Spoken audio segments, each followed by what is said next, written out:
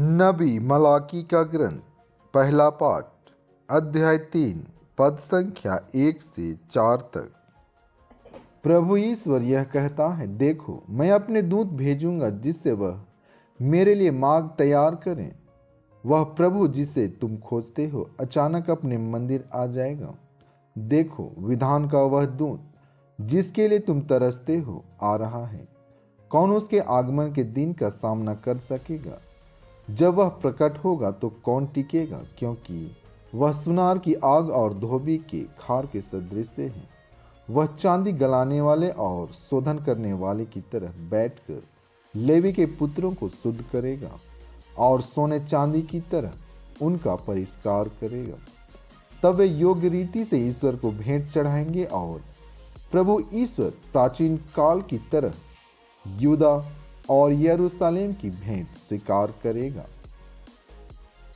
इब्रानियों के नाम संत पौलुस का पत्र दूसरा पाठ अध्याय 2 पद संख्या 14 से 18 तक। परिवार के सभी सदस्यों का रक्त मांस एक ही होता है, इसलिए वह भी हमारी ही तरह मनुष्य बन गए, जिसे वह अपनी मृत्यु द्वारा मृत्यु पर अधिकार रखने वाले शैतान को परास्त करे और दास्ता में जीवन बिताने वाले मनुष्यों को मृत्यु के भय से मुक्त कर दे। वह स्वर्गदूतों की नहीं बल्कि इब्राहिम के वंशजों की सुध लेते हैं। इसलिए यह आवश्यक था कि वह सभी बातों में अपने भाइयों के सदृश से बन जाएं, जिससे वह ईश्वर संबंधी बातों में मनुष्यों के दयालु और ईमानदार प्रधान याजक के रूप में उनके पापों का प्रायश्चित कर सकें। उनकी परीक्षा ली गई है और उन्होंने स्वयं दुख भोगा है, इसलिए वह परीक्षा में दुख भोगने वालों की सहायता कर सकते हैं। संत लूकस आज का पवित्र सुसमाचार अध्याय 2 पद संख्या 22 से 40 तक। जब मूसा की संहिता के अनुसार शुद्धिकरण का दिन आया तो वे बालक को प्रभु को अर्पित करने के लिए यरूशलेम ले गए, जैसा कि प्रभु की संहिता में लिखा है, हर पहलौठा बेटा प्रभु को अर्पित किया जाए। और इसलिए भी कि वे प्रभु की संहिता के अनुसार पंडुकों का एक जोड़ा या कपोत के 2 बच्चे बलिदान में चढ़ाए। उस समय यरूशलेम में सिमेयोन नामक एक धर्मी तथा भक्त पुरुष रहता था। वह इस्राएल की सांत्वना की प्रतीक्षा में था और पवित्र आत्मा उस पर छाया रहता था। उसे पवित्र आत्मा से यह सूचना मिली थी कि वह प्रभु के मसीह को देखे बिना नहीं मरेगा। वह पवित्र आत्मा की प्रेरणा से मंदिर आया।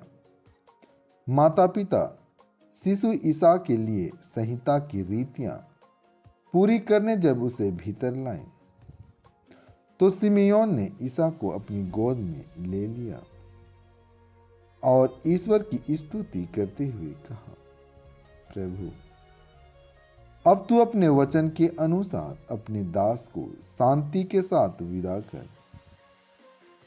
क्योंकि मेरी आंखों ने उस मुक्ति को देखा है जिसे तूने सब राष्ट्रों के लिए प्रस्तुत किया है। यह गैर यहूदियों के प्रबोधन के लिए ज्योति है और तेरी प्रजा इस्राएल का गौरव। बालक के विषय में ये बातें सुनकर उसके माता पिता अचंभे में पड़ गए।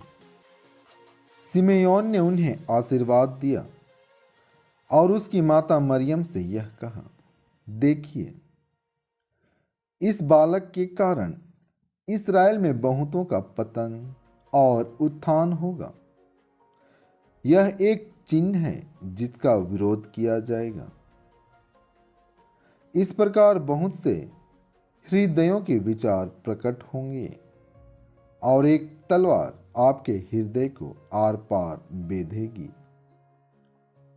अन्ना नामक एक नबिया थी जो असेर वंशी फनुएल की बेटी थी। वह बहुत बूढ़ी हो चली थी। वह विवाह के बाद केवल 7 बरस अपने पति के साथ रहकर विधवा हो गई थी और जब 84 बरस की थी वह मंदिर के बाहर नहीं जाती थी और उपवास तथा प्रार्थना करते हुए दिन रात ईश्वर की उपासना में लगी रहती थी। वह उसी घड़ी आकर प्रभु की स्तुति करने और जो लोग यरूशलेम की मुक्ति की प्रतीक्षा में थे वह उन सबों को उस बालक के विषय में बताने लगी। प्रभु की संहिता के अनुसार सब कुछ पूरा कर लेने के बाद वे गलीलिया अपनी नगरी नाजरेत लौट गए। बालक बढ़ता गया, उसमें बल तथा बुद्धि का विकास होता गया और उस पर ईश्वर का अनुग्रह बना रहा। इन वचनों के द्वारा आपको आशीष मिले। आमीन।